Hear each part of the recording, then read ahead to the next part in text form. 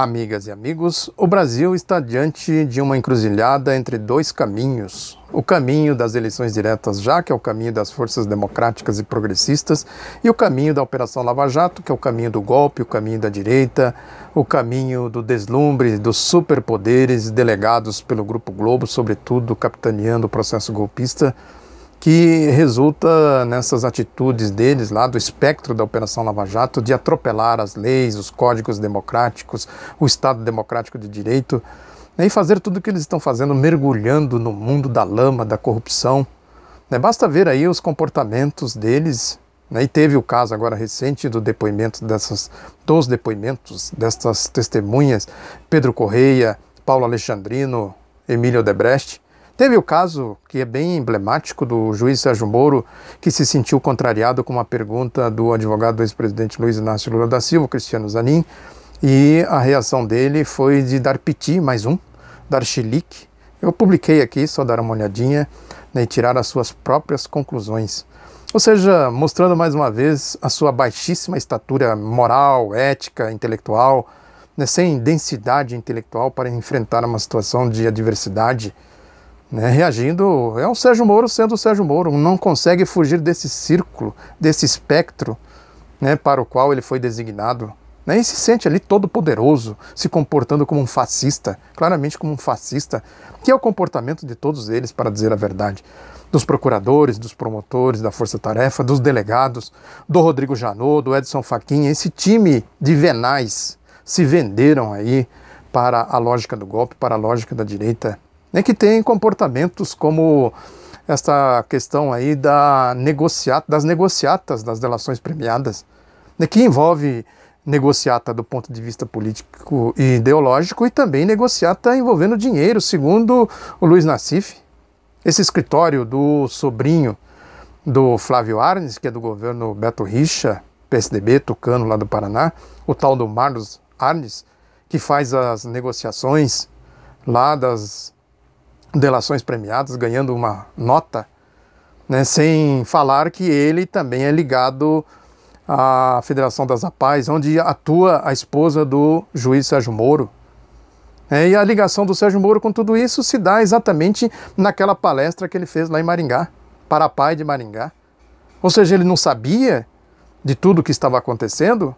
Quer dizer, a lógica do domínio do fato não serve para ele, serve para o Lula. A esposa do Lula, Dona Marisa, não podia ter uma cota de uma cooperativa habitacional. Onde já se viu uma mulher ter cota de cooperativa, agora ele não sabia. Também teve o caso aí do procurador que foi preso, que era da turma deles. Eles não sabiam disso, Deltan Dallagnol não sabia, o chefe da força-tarefa da Operação Lava Jato. O Sérgio Moro não sabia. E a ligação do Sérgio Moro lá com o Irivaldo Souza de Maringá, eu vou insistir nisso, que ele trabalhava, o Sérgio Moro trabalhava para o Irivaldo Souza, que cuidava dos negócios jurídicos da prefeitura de Maringá, quando eles desviaram 500 milhões de reais, hoje mais de 1 bilhão. Basta ver quem apoia, quem está aí cada vez mais na defesa incisiva da Operação Lava Jato, para a gente compreender tudo isso. Os esgotinhos, Joyce Hasselmann, Marco Antônio Villa, antagonista, e Álvaro Dias, ladrão, se beneficiou lá do roubo de Maringá, com Irivaldo Souza, com Sérgio Moro, né? Magno Malta, traficante da fé. É esse tipo de gente que defende a Operação Lava Jato, que é a linha de frente, podemos dizer assim, né? Que vai ali atirando para todos os lados. Esse tipo de gente de baixíssimo nível moral, ético, intelectual até. Isso compõe o espectro da Operação Lava Jato. E o mundão da corrupção, o mundo da elite, da direita, do golpe. Para eles tudo isso é normal. É importante a gente entender as coisas sempre do ponto de vista ideológico, o conjunto de ideias que as pessoas assumem e que move as suas atitudes. Para eles isso tudo é normal, faz parte do mundo deles, eles vivem assim. Povo é povo, eles são eles, é o clube privado deles. O povo não tem que participar dos destinos da nação, dos debates sobre questões fundamentais como orçamento público, né, a divisão do PIB, a questão dos investimentos em saúde, educação, infraestrutura, nada disso. O povo não passa nem perto disso na lógica deles. É aquela história, né, os valores da Revolução Francesa ainda não chegaram efetivamente neste mundo em que a gente vive. Que essa crise toda é a crise do capitalismo, crise estrutural, crise existencial. A Revolução Francesa proclamou aquela verdade síntese, aquela verdade política fundamental de que todos são iguais. Agora, na prática, num regime como esse é impossível, por isso que o Eric Hobsbawm falava da Era das Revoluções, é preciso ir adiante, é preciso inverter essa primazia do capital sobre o trabalho. Enquanto não se inverter isso, reina o capital com seus métodos, que é isso, é o golpe agora. A lógica da Operação Lava Jato é exatamente isso. Evidentemente que um processo revolucionário para revolucionar as estruturas sociais enfrenta sérias resistências. Não precisa ser necessariamente um processo armado, né, de guerra civil, podemos dizer assim, né, mas as consequências são muito acirradas, como a gente está vendo na Venezuela, que fez sim uma revolução, mexeu nas estruturas, sem armas. Agora, qual é a reação da direita? O que a gente está vendo lá? Uma tentativa insistente de golpe. Aqui no Brasil deram o golpe num processo que não chegava nem perto de revolução, de revolucionar as estruturas, de inverter essa primazia do capital sobre o trabalho, que é a lógica, a engrenagem básica de uma sociedade capitalista. Quem manda é o mundo do capital.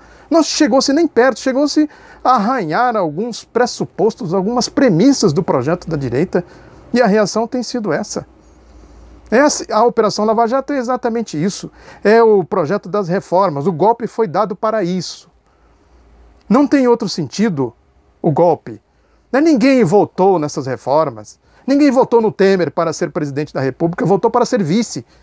E para, numa eventualidade, numa situação de emergência, ele assumir e aplicar o programa que foi eleito. Não esse programa da direita que foi derrotado nas eleições de 2014. É só um insano que não vê que isso é um golpe contra o povo, contra a soberania do voto, contra a soberania popular. E estão aí agora neste dilema, né? Estão numa campanha cerrada contra as eleições diretas. Os jornais estão repletos disso hoje. Que diretas? Falam até em dinheiro, como é o caso da Folha. Né? Vai custar muito uma eleições diretas agora. Daqui a pouco vão ter outras. Vai gastar de novo, como se eles estivessem preocupados com isso. O Globo está em campanha pelas eleições indiretas, fora Temer, eleições indiretas. Isso não custa nada, não custa dinheiro? Olha aí o mundo da ficção, da mentira, da demagogia. É, claramente isso.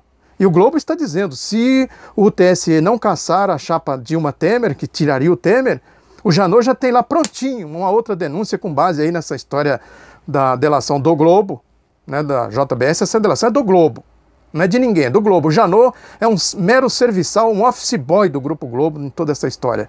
E o Globo está dizendo hoje, ele tem lá tudo prontinho para entrar com um outro processo para a destituição do Temer.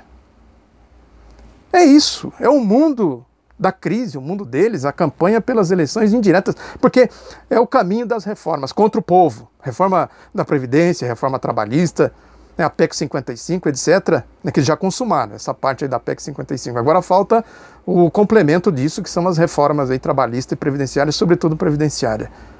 Com Lava Jato é isso aí, o caminho é esse. Com Direta Já tudo isso seria debatido. O povo teria a oportunidade de ver de fato o que está acontecendo. Furar o bloqueio da mídia, a censura da mídia, para ver e debater tudo isso e decidir em cima de fatos reais, não em cima desse mundo da ficção, da mentira, que é o mundo do golpe, o mundo da mídia, o mundo da Operação Lava Jato. Ou seja, o submundo desse mundo, dessa ideologia da direita, dessa ideologia do capitalismo. Essa aqui é a questão. Esse é o ponto do nível, o ponto mais elevado aí do processo de luta de classes que nós estamos vivendo na história aí do capitalismo, nesse processo mais recente, que é uma crise muito grande, muito profunda, sem nenhuma perspectiva de solução e que vai gerando esse tipo de coisa. A gente tem que se preparar, portanto, do ponto de vista ideológico para enfrentar tudo isso. Se não compreender as coisas pelo ponto de vista ideológico, a gente não entende nada do que está acontecendo. Muito obrigado pela atenção, divulgue Outro Lado da Notícia, se inscreva. Peço aqui reiteradamente, mais uma vez, enfaticamente, para que quem não é inscrito, para que se inscreva. Muito obrigado, um abraço, até a próxima.